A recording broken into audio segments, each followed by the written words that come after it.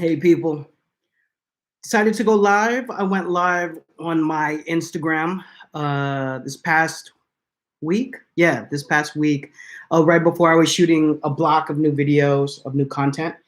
And so look at my cowlick, bro, under my New York hat. Um, yeah, so definitely want to go live on YouTube, which is my biggest platform. I'm going to be streaming live a lot more, so you want to stay posted both here. I'll probably do a multi-stream, so it'll go to my Twitch. I do have a Twitch. It's just not really, I haven't done anything on it. I just have the name.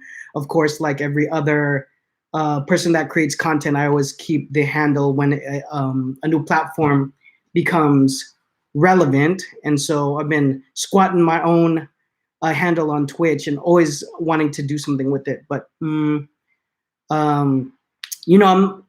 somewhere in between Gary Vaynerchuk and Seth Godin, where Seth Godin is more like choose the platforms that you want to invest in, and Gary's kind of like attack all of them, have a plan for all of them. Especially this transition where, if you guys might have followed the last couple years, it's been more of an investment in this channel, trying to help people and really make it more of what I do in terms of pouring in some of my time and really trying to fulfill being a clothing brand mentor. Hey, Connie, what up? I see you. So what I wanted to do is some Q&A. If you're watching this in the playback, please let me know if any of this is helpful. But shout out to anybody who's gonna come on live. Oh, big shout out to Dubai. You know what? Urban CEO, I've been getting a lot of emails from Dubai. I do, you know what, you guys, I have an audience in Dubai, which is crazy because outside of the US, it's typically the UK. And I've yet to do consulting with a brand or a startup brand in the UK, but Dubai's coming in crazy. I had a young lady asking something. I don't know if it was about one of the tech packs or one of the things on CBA, and I was like, "What's it like in Dubai?" And she was telling me how amazing it is out there. Of course, I've had friends tell me about how amazing Dubai is. I do hope to visit it one day. Another fun fact, as we're talking about traveling, I've actually, because I was talking to a subscriber from Germany. I have never been to Germany. I've never been to Europe. I've been all over Southeast Asia. And then 2 summers ago, if you guys are following me on Instagram, you know that I was in Colombia for an entire month of June. And I checked out maybe like 15 factories out there. I went to Cali, Colombia, but the most time I was in Medellin. And then I ended up speaking at a multinational company. The funny thing is the headquarters is based in Brooklyn, but they have an office everywhere. So they had a massive office out there in Medellin. And then it was funny when they asked me to speak, I was just like, my Spanish game is not like 200%. So they were like, oh no, everyone who you're gonna speak to speaks English. What up, Marlon? I see you. So just random, this post, I wanted to get through some Q&A. So a lot of times I have inspiration from the direct questions, the DMs, and also just the comments from my YouTube channel. And so I'm just gonna go through some of them. If anyone here is catching me on the chat, feel free to post up a question and I'll answer it in real time, IRL. Okay, Tyler Mobley, I think I said that right, says we're in the beginning of our clothing line. We have a jump start already with the tech packs. Okay, they're asking if my tech packs that are on CBA, on clothingbrandacademy.com, will show me how to create and what I see and how. Okay, the other question is how much is the tech packs? They're so on CBA, they're right next to the item, the price of the tech packs. They're all $99 right now, but and then they're templates via vector. So Adobe Illustrator, and then Affinity will be fine. You can open it up in Affinity. So most of you know this if you watch my channel. Oh, what's up, Hawaii? I see you, Faith. I got family out there in Hawaii. My mom's brother's out there. I got a ton of family out there. So tech packs so most of them are blanks. I have one custom tech pack that's for a fitted hat, basically like this one. So no adjustment on the brim. You guys know fitted hats. And so that one's 99 also. I'm hesitant on the custom ones because I'm trying to figure out what I need to offer in terms of when people are doing custom. My hat is easy though because the body doesn't change.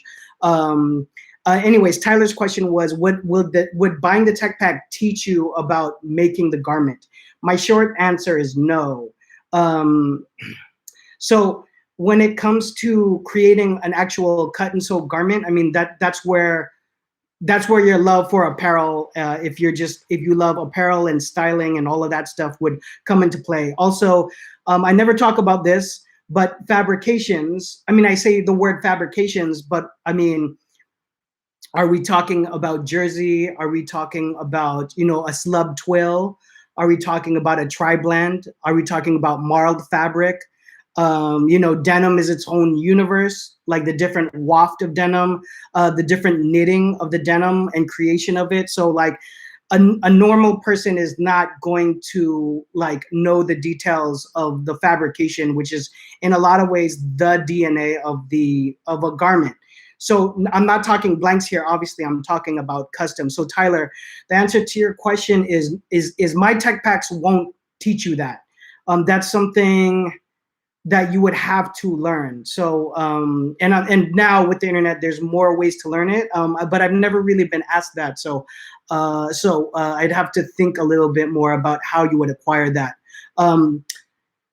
If you're younger, intern. I just dropped a video about the important. I should say I recorded it. The last video I dropped was not about this, but acquiring the knowledge from a working company is super big if you can do that. If I have a big audience though that is working and doing their thing, and so if you are doing that, then there's got to be alternative measures where you learn online. Also, you're not going to start with a 20-piece cut and sew line. So you can learn slowly while you're working a job. I'm a big fan of side hustles, even if it's not fashion. In fact, trying something that's not fashion will give you a lot of different looks into like the whole entrepreneurial side of things. But I'm a huge fan of getting some income that's a side hustle, especially in this now day and age, right? So the past year has been crazy, ridiculous. So you want to diversify, if you can, the way your income comes in. And that's a whole nother side that I never really talk about. I'm a huge fan of real estate investing. I have been since like 16 years old, which is also not necessarily normal for a person who loves fashion. Big shout out to the Philippines. Lucky Arts, I see you. Sa yung mga tao sa Pilipinas. Yeah, man. I'm Filipino to the core. My Spanish friends in Florida, they always forget that I'm Filipino. It's so funny. Like I'll roll up and their folks will speak to me in Dominican, Puerto Rican, El Salvadorian Spanish.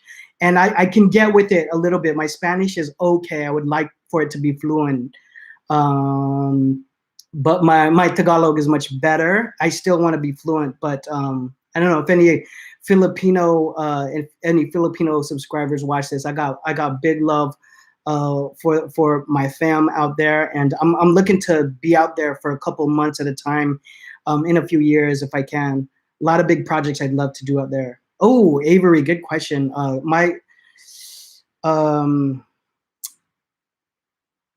Jeremiah, let me look at that in 1 second. Avery just asked how I feel about POD. Ooh, Avery, I'm assuming you're talking about product on demand, like Printify, Printful, that sort of thing.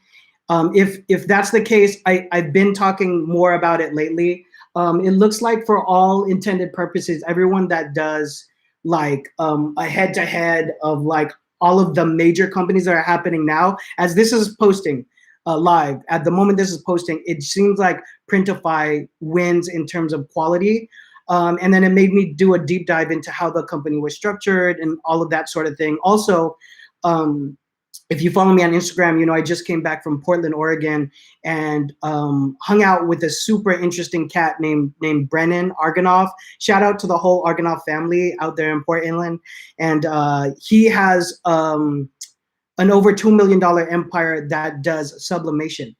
So we had a couple conversations about DTG, which is what a lot of the POD companies. Oh man, I'm killing you guys with the acronyms. Hopefully you know what I'm talking about. But yeah, the product on demand industry at the moment relies heavily on DTG, which is, I had this conversation with Stan Banks, also a big shout out, T-shirt side hustle, but his take is for a normal person to own a quality DTG machine really takes a lot of money, and I agree with him. You know, along that conversation, this is going to come out a lot more with my content, but I didn't post anything on my channel. We're editing all of that stuff. My team in the Philippines is editing all of that media right now. But with Stan Banks, we did a collab with Supercolor, and the results are out of control. The multicolor heat press and heat transfer game from Supercolor, game changing, 200% game changing. So Avery, I would have you take a look at that. I mean, I'm gonna drop a ton of videos about it.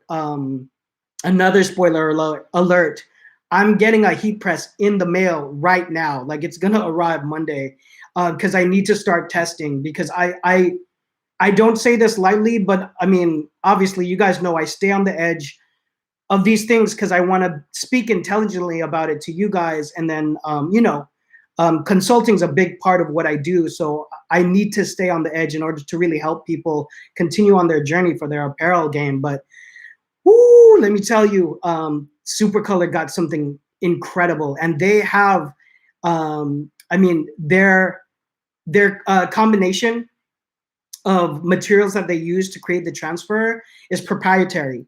It's gangster, like it's really good. So take a look at that.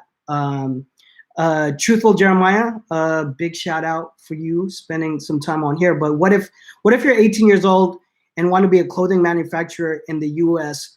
Woo, that's a great question. Jeremiah, look at, I need to interview you. Look at that. I love that hustle. First of all, amazing time to ask that question. Amazing time to ask that question, both politically and economically.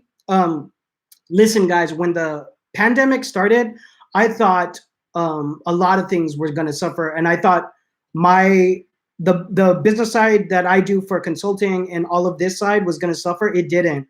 It didn't. People were like, the time to launch is now-ish. You know what I mean? Like, not now, but now-ish. And when I say now-ish, I mean like safely using your money to transition.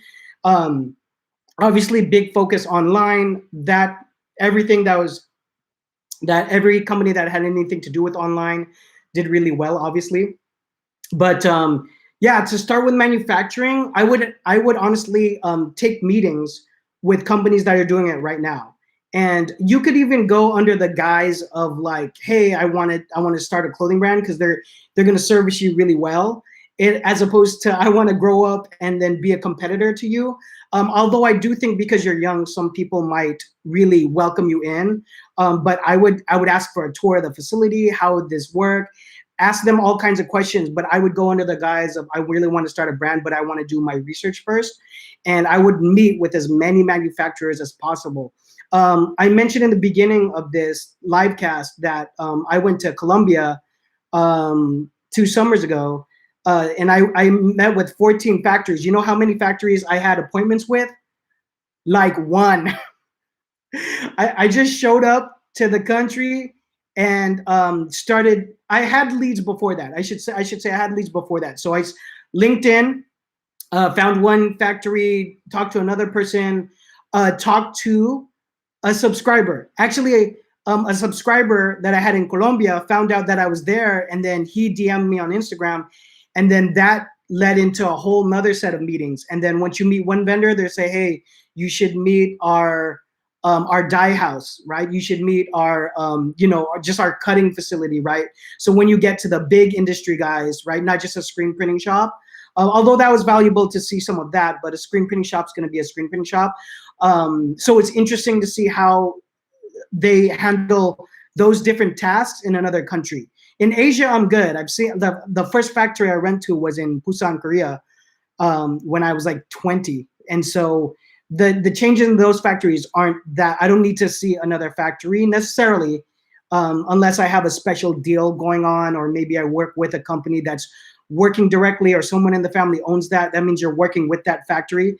So in that scenario, I want to know what that factory's strengths and weaknesses are, so I could cater the design towards that.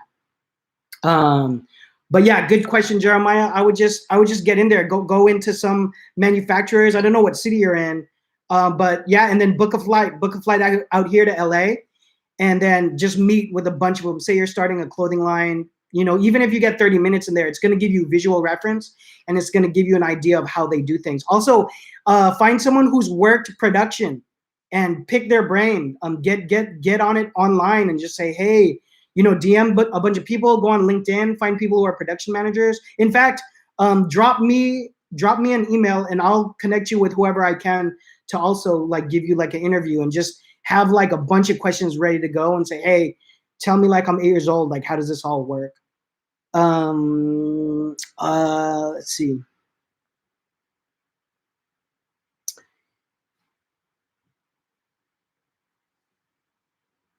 Oh gosh, okay.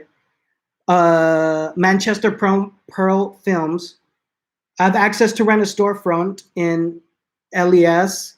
I don't know what city that is, by ignorance. You guys on the chat, let me know what LES is or where that is. 350 for 8 hours. I also am about to sign a lease for an office space for 350 a month. Have access to it. Ooh, shoot. So the question is, it's 350 a month at either place. One is a monthly rental and one is an actual lease. Should I have a pop-up every month at the storefront, or get the space? That's a good question. You know what I would do? I would maybe test 1 month at the storefront for the 350 and see how that does. Yeah, I would see how that does. If you don't need an office, I would maybe test that a few times, and then save that money that's for the lease. If you need the office, then I would just do the lease and then try pop-ups there as well, because you're gonna own that lease once you get in there. But I'm guessing the storefront that's offering monthly is gonna have good traffic flow. So before you commit to the lease, if you can hold off, I mean, I don't know if it's moving like hotcakes for you over there, you know what I'm saying? Like 10 people are lined up to sign the lease. This seems to be a pretty competitive time to get a good deal and get locked in on a lease on the commercial real estate side, just because of everything that's happened this year. So, I mean, I would not rush. I would do a good event, do 1 month at that rental place, and see how it does. If anything, it's going to be great for pushing your name out there, running a campaign, doing social media outreach, and then it might come in just in time for in-person. I'm assuming you're in the UK, so I don't know what's going on there exactly, but US is definitely starting to open up, and definitely out here in California. Oh, Connie, good question. The question was, what heat press did I order? I don't know the actual model, because I'm trying to figure out what could go on with a link or an affiliate deal. But I will tell you, it's from Heat Press Nation. It's not an entry level, and it's not like the top of the line. I think the top of the line is about 1,000. I feel like mine was like 800, and I believe it was a 16 by whatever the other dimension is. But once I drop these videos that are forthcoming, I'm going to give you a full review on what I think you should purchase. But let me say this. Stan Banks, go on T-shirt Side Hustle, see um, what he prefers to offer his channel. And I spent a lot of time talking to Stan. He has a lot of integrity for his followers. He has the integrity for his followers is over any kind of business or brand deals that he does. So any that he says are good, and quite honestly, the Heat Press Nation Connect is from him. So full transparency, I would take a look at what he would say to get and look at that. But I'm gonna be giving you guys a full breakdown of what I think, and you're gonna watch me test a couple things with it as well.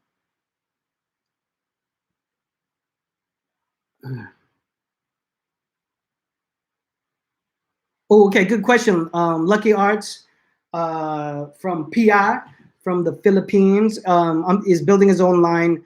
Would it be fine to do some parody designs like Johnny Cupcakes is doing? Absolutely, absolutely. So when it comes to graphic design, you guys will hear me talk about this all the time, but like um, I'm a good designer. I'm not like amazing, and I'm talking about in general, but I separate apparel design and cut and sew from art direction. And when I say art direction, that's a person who handles all the graphic design in terms of printables.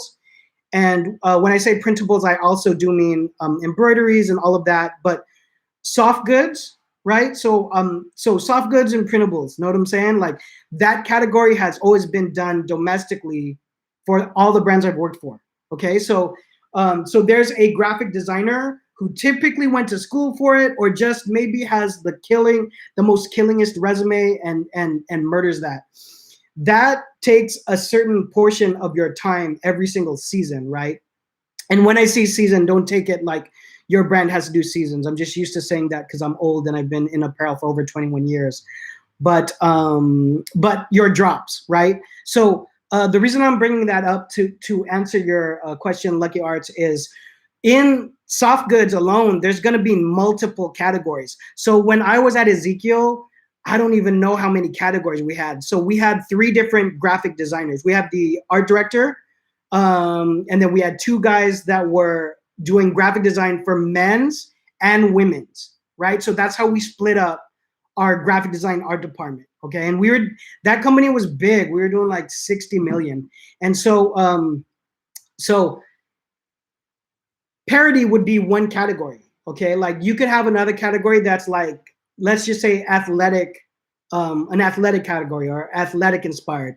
You could have another one that's like tech inspired. They call it tech design.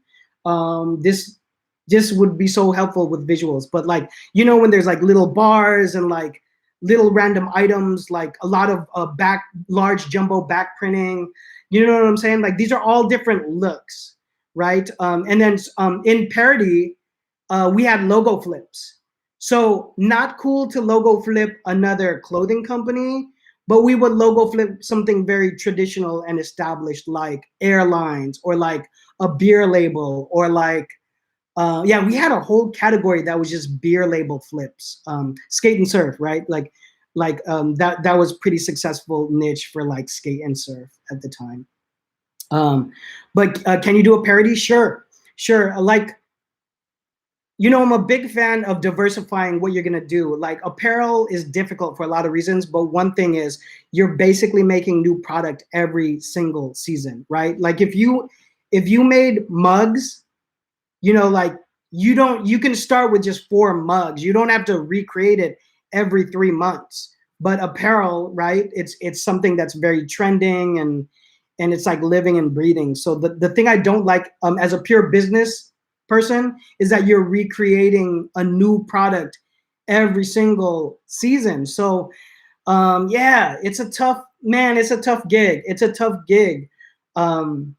That's why I tell everybody, you got to really love this. You got to love fashion or apparel, or the will to succeed, because the truth is most people won't succeed in it, or in their first try.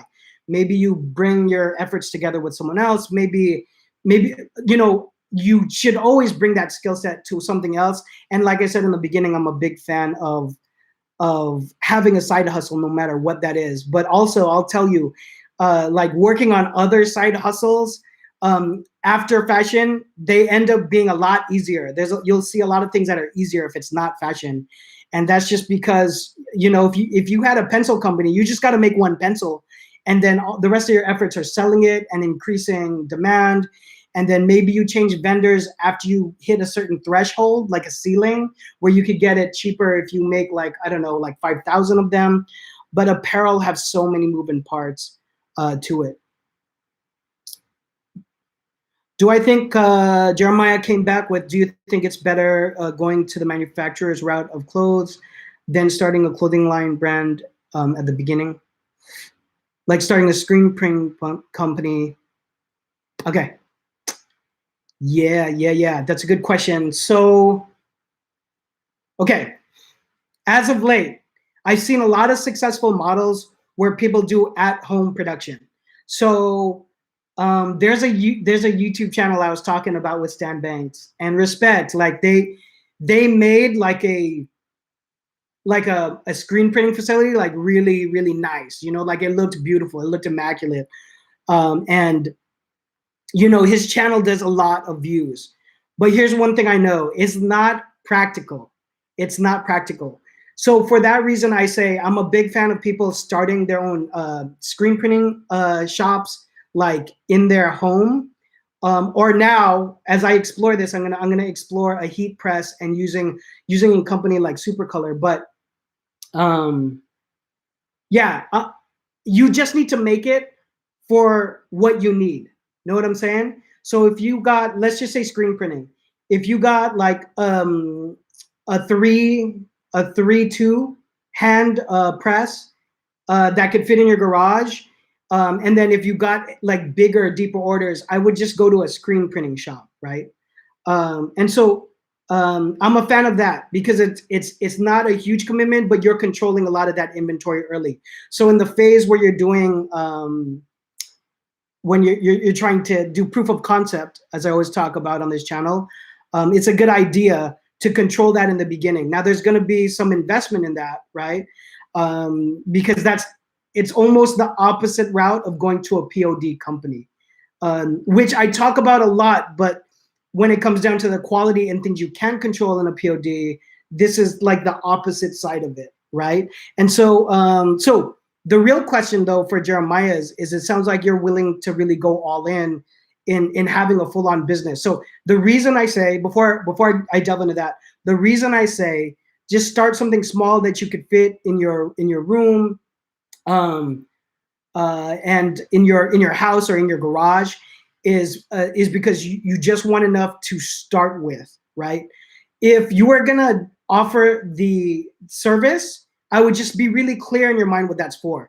So like the reason I say start small is it's clear that that's for your clothing brand. If you're clear you're gonna start it for a business, like you're gonna go into offering the service, just be clear that that's gonna be a separate hustle than having your own brand and then just using it to make for your own brand.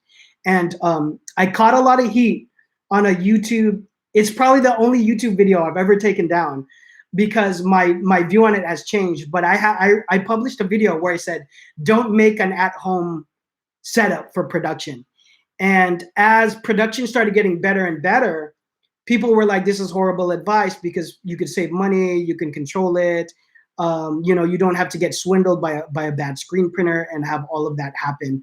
So since I've taken it down, because like I said, I'm a fan of doing it. But the reason I said no in the beginning still stands, is starting a service company is going to take a lot of energy. Trust me, right? Trust me. Had the shop, right, for over 3 years. My business partner, my ex-business partner, big shout out Union Print Co. and JJ Stacks. He's still doing it. He's still doing it. And it's I'm telling you, the margins are so tough right now for it. But Jeremiah, here's what I'm saying for you.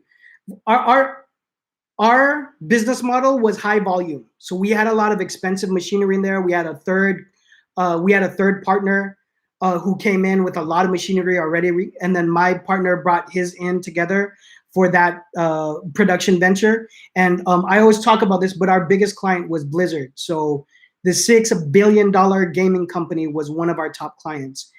So that is it's like a whole nother part of the game where we're really competing with some really big guys that are able to take big capacity. And once you commit to that higher level, you have to feed the beast, right? Like you can't have your automatic machines just sitting there because it's going to cost you money.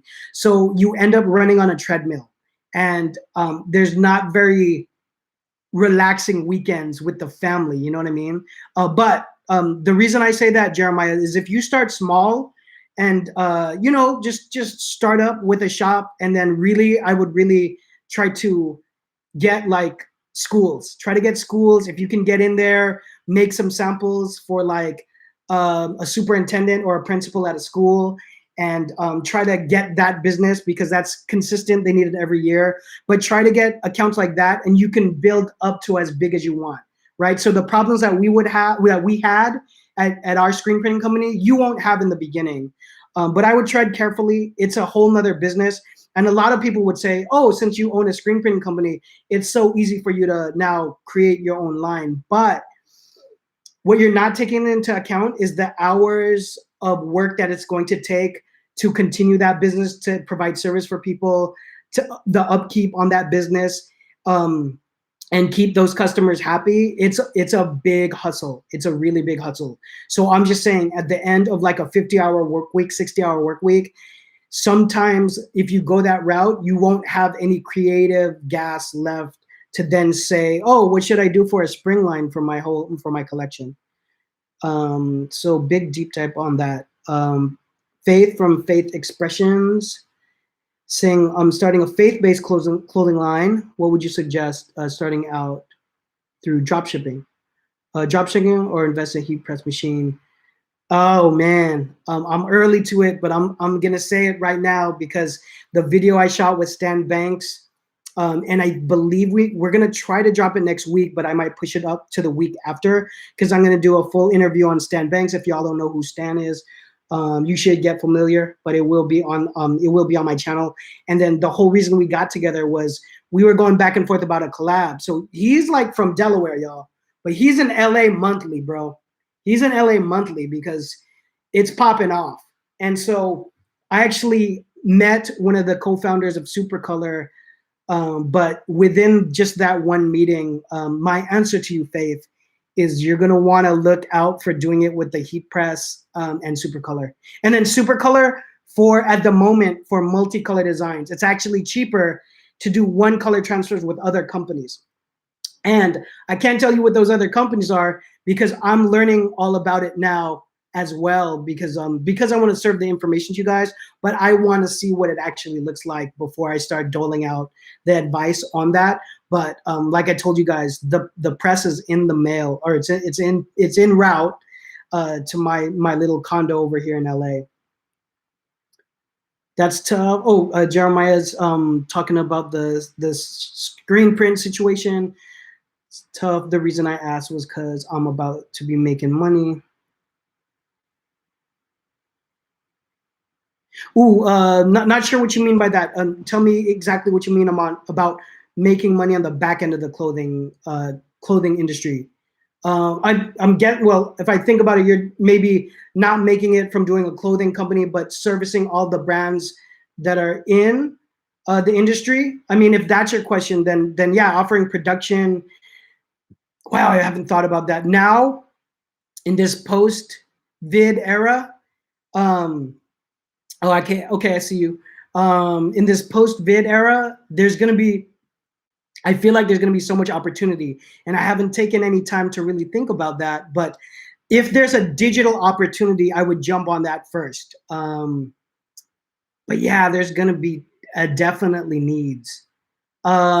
So trade was tightened up with China when the Trump administration was in office. I feel like Biden might continue that, and the only reason I bring that up is because I wonder if getting shipments from China is going to be an issue still. I don't know where that's going to go. That's another reason that I went to Colombia to check out what production looks like. But what made me think of that, Jeremiah, is I still think it's highly, like the vendors that you have domestically in the United States, there's still no way of like really understanding who does what. And I understand this because I own a screen printing company. Once you're, like I just described about owning your own shop, and I'm like a techie dude, right? I mean, I want to have some really good paid ads, right? I mean, I want to make sure we stay top of mind digitally. And so after you're running the business, it's very difficult to think about increasing your awareness, right? And so one idea that just kind of sprung to mind is trying to find a way to connect people domestically in the US with domestic vendors, doing that digitally, like creating a platform or some way. But I'm just talking out loud. There's probably a lot better ideas. I'm just kind of freestyling at the moment.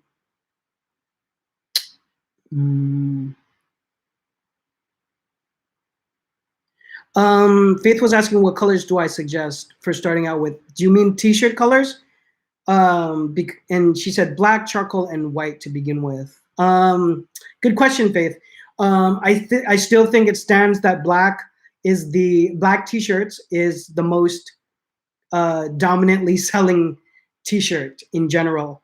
But yeah, I mean, if you start with black, charcoal, and white, I mean, it's that's all good because the color will then come from all of the designs that you do. And so if you start with a stock like that, yeah, that's fine. I think black is always a great choice. I've many times thought, and I'm probably gonna do this, but I've been thinking of doing an entire drop that's just all black, and then the blanks be had, or the ground color, right? If I do anything cut and sew, but also doing a couple styles that's black on black print or black on black embroidery. Big throwback to like black scale.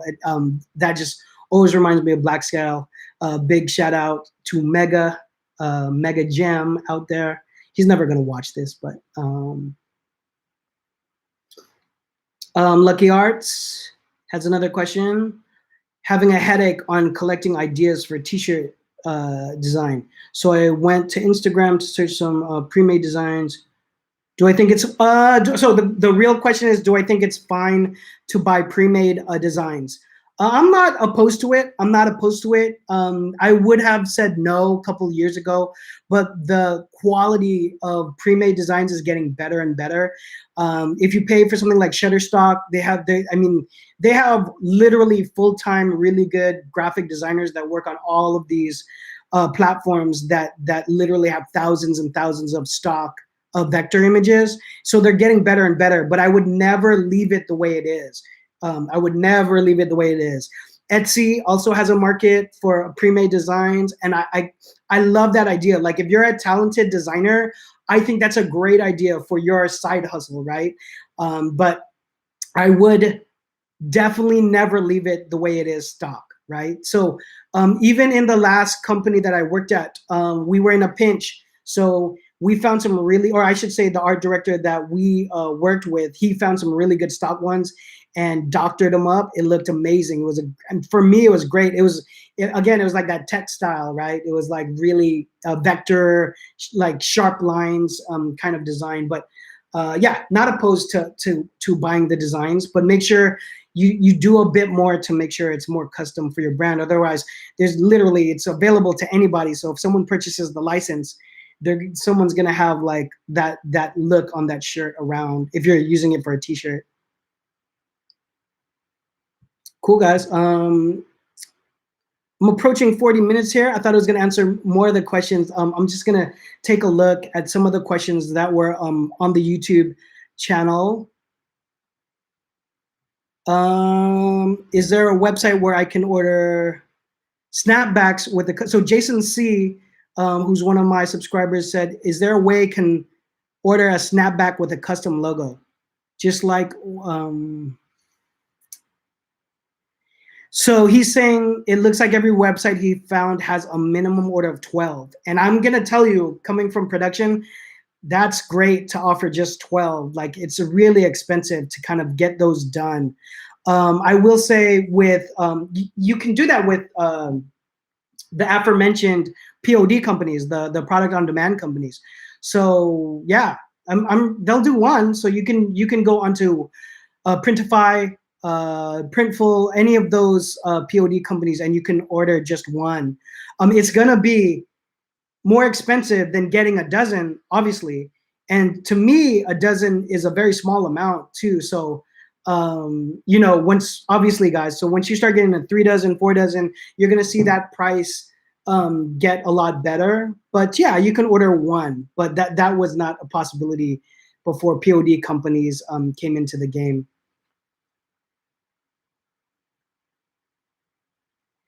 Super Driven One says, do I have any advice on where to sell for beginners in the t-shirt game? You know what? If I've met a YouTuber who did an amazing amount of money on Etsy. And so specifically, if you just wanted to get into the t-shirt game, I would probably take a look at Etsy. If you just want to do t-shirts, because there's a lot of people. The argument is going to be that there's too many people and they're doing it, but there's too many people in fashion, and that's not going to stop you guys from trying to start brands. So, and someone has to succeed. While there's going to be a lot of people who won't succeed, there's got to be the new brand that comes in and brings something new to the market, or just catches people's attention in some way, shape, or form.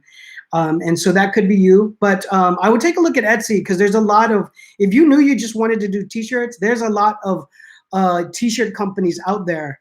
Guys, help me out in the chat. There's like Redbubble. There's, oh, my bad. Toygami is always posting up some fire designs. Big shout out to Toygami, guys. He's part of a site that I had a conversation with him about. But yeah, you know, the t-shirt game has been commodified in a lot of different ways, and there's a lot of different routes towards it. And so I would take a look at Etsy, though. That's an interesting way. But obviously, the way that I would normally tell you guys is to create awareness for your brand, and then do it on a Shopify, and yeah, and then sell direct to customer. But with all of those routes, like all of those ways to do just t-shirts, and then now they're connected with print on demand. So you just come up with like really good designs, and then if it moves, it moves, but you don't risk any upfront money. I think those are great. And then what you can do is use it as a jump off. So if you do, obviously, if you do really well on Etsy, which already has a lot of people, there's a lot of noise, right? So you gotta have to cut through the noise with your marketing and your SEO, your on-site SEO on Etsy, to be able to even get people to see your design and then realize that they want to buy it. So once you find success there, you know, I think arguably that's more difficult than just trying to pop off an Instagram account. So if you have proof of concept there, you should definitely jump it over to a Shopify. And if you're doing good there, I would also think about opening up an Amazon shop, right? I mean, I have a friend in San Diego. This is a combination of your question and Jeremiah's, but he owns a screen printing shop in Southside San Diego, and then he has a brand that he only sells on Etsy, and he does, you know, he does good. He does pretty good with it, and you'll never hear. I mean, he has an Instagram, of course, and all of that, but in terms of playing the game of like trying to SEO and paid ads and really trying to crack, you know, any kind of top 5% of like really getting into awareness and finding the niche and going there. He spends a lot of his time, or any of the Etsy guys are going to spend a lot of their time with Etsy SEO. And once you do good, you're going to get into a flow where you get better and better at it. So definitely possible to find success on Etsy, open up an Amazon shop. There's a lot of rules with Amazon, though. That's what people are definitely going to say. And I'm acknowledging there's going to be a lot of rules on Amazon. But if you do strike some success in Amazon, it will be a pain in some ways. But in a lot of ways, you're getting exposed to like billions of people to purchase your stuff. And so if you have success on those two platforms, it would be a no-brainer to start a Shopify. And then what you can do to entice them to come, because you always want to get people from, you know, the public site onto your own, like whatever.com. And so you want to get them shopping on your Shopify. and so that they end up visiting your Shopify, right? Because the whole thing, like, if YouTube goes down, then I lose everybody. So I try to get my people to understand that on Clothing Brand Academy, that's where they can always purchase their solutions from me. But I own that, right? So if you do find success on Shopify and Amazon, get them to your.com to know that they could buy stuff. And you can do that by offering exclusives, right? Or you can say, oh, special colorway of your most popular shirt on your.com, and then get people used to the idea. And then if you had success in both of those, and then your Shopify pops, now you can do the regular route of, like, you know, making sure your Instagram content is really good, and trying to get out your to the general public. Oh, Max B, shout out to Max B. Good question. How do you push out leftover product from your brand? Oh, yeah, that's a problem. So let me give you the answer that I've given on the channel before.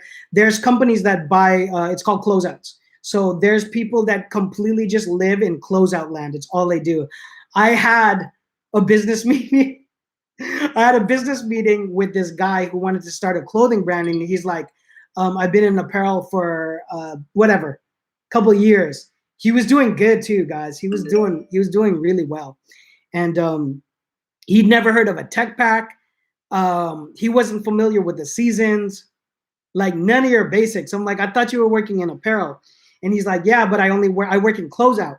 So basically, this guy's story is he's been doing closeouts. So closeouts is like, think about the people who buy like whatever's left over in like a storage facility, right?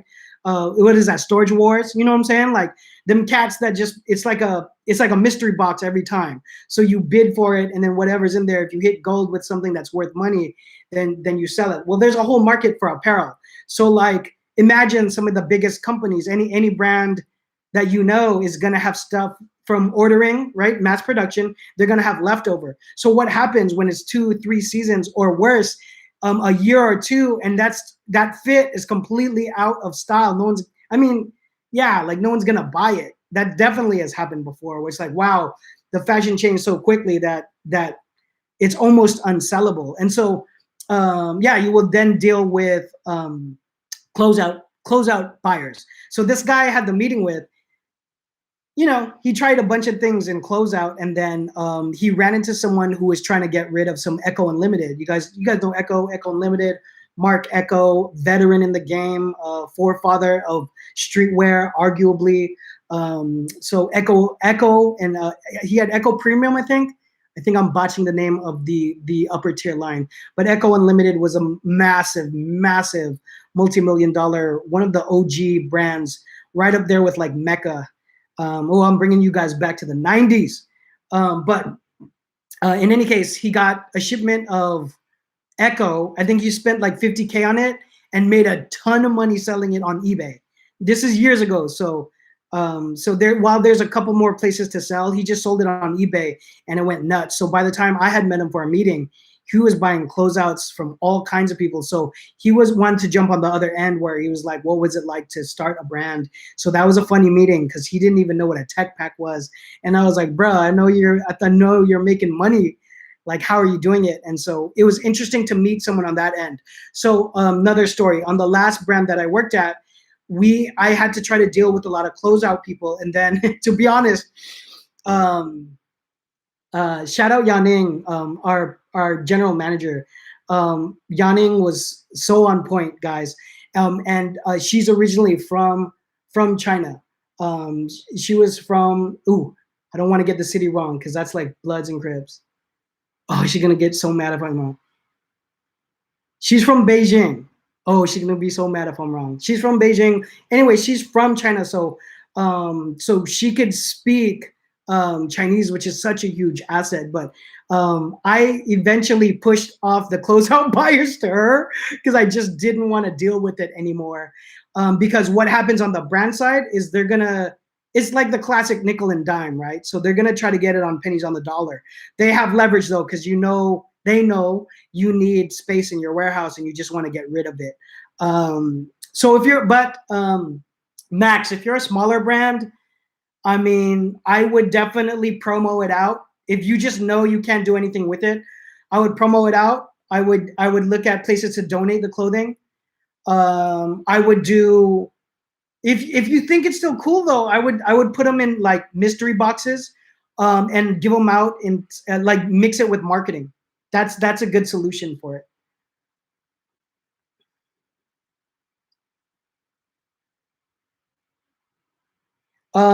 Faith is asking, if you don't have a following yet on for your products, what platform do you suggest? I suggest all of it. Definitely TikTok.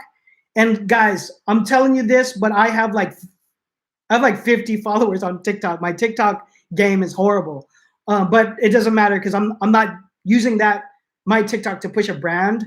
But TikTok, you can still get a lot of followers, with versus the effort you could put in. The same effort you put in on Instagram is not going to equate to the same amount of followers that you can in TikTok. So I would come up with a strategy and start testing. But TikTok, Instagram, and then Facebook still, I would say, because Facebook owns Instagram. So you still want to be relevant, or do, classic Gary V 101 strategy for marketing, for chopping up your marketing. If you guys haven't downloaded that, which is 100% free, I don't know why you wouldn't, but use that strategy. So because a lot of you guys are working, and I get it. When I started this channel, I was working. So just keeping it alive, like 7 years ago, was difficult, right? So because I was literally a director at a clothing company, or working my way towards it. 7 years ago, I was working my way towards it, right? But yeah, come up with a strategy and keep testing, because you have to have a following on social media for sure, eventually. So that's another thing that I say is start the handle now. So like, if you know you're going to start a brand, after you stop watching me, create another handle on first of all, get a dedicated Gmail account, because that's free. And then make sure you have the password and everything to it, so it's clean, it's ready to go. And then start a new Instagram handle. And then if you don't have your brand yet, if you don't have your logo yet, if you don't have anything to show, it doesn't matter. Just create good content around the audience that wants to see your stuff, right? If you go check out my handle for CB_Academies, for Clothing Brand Academy, a lot of my posts are not selling my products. The last post I did was the first one really centered towards one of my products. A lot of it is pulling from the culture, right? I use it like a blog. So you can gain a followership of people who are interested in your future product now. But the uphill battle is getting followers on all of these. But once you get a following and you're ready to go with your brand, you could either delete all of those and then change the handle, or just continue from there. It doesn't matter. I mean, I don't know who's going to scroll back all the way from day one, but people typically with social media are only interested in the here and now. And maybe, if they're really stalking you, they're going to go down a little bit.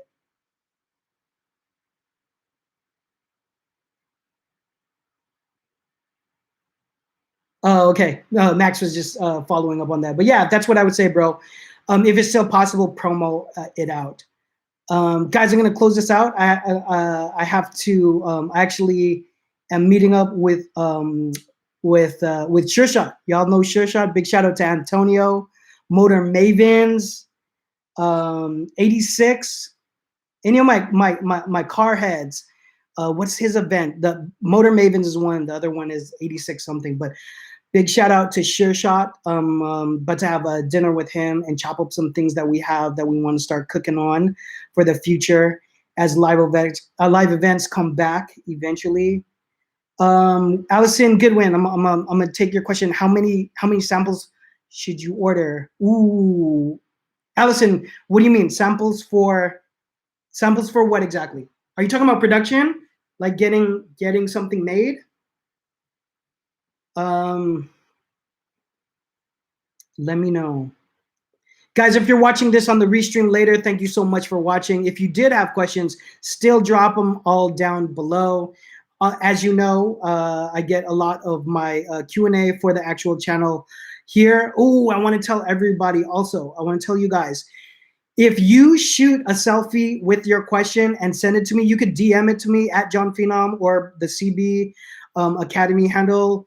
You could also email it to me. You could also, I guess, if you could text it to me from my number.